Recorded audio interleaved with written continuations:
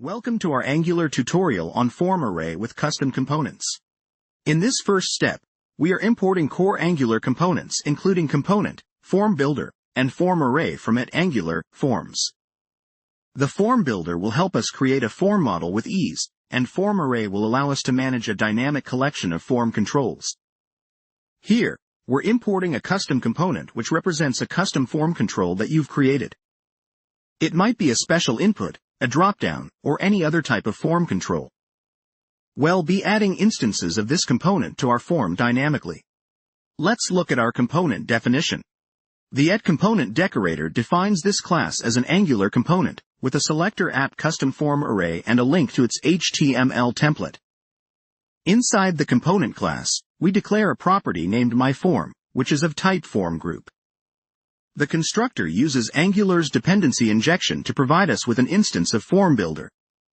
With this form builder, we initialize myForm with an empty form group containing a form array called custom components. We define a getter method called custom components which retrieves the form array from myForm. This provides us with a convenient way to access the form array for manipulation, such as adding or removing components. Next, we have the add custom component method. When called, it uses the push method to add a new form group to our form array. This new form group represents a new instance of our custom component inside the form. Here, the form group is initialized with a default structure that includes a custom field, which should match the form controls of your custom component.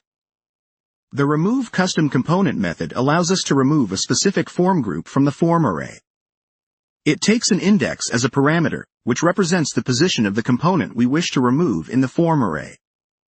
The removeIt method of form array is then used to remove the form group at the specified index. Now, look at the template. In the form tag, we bind the form's form group myForm using the form group directive. Within the form, we specify custom components as the name of our form array using the form array name directive.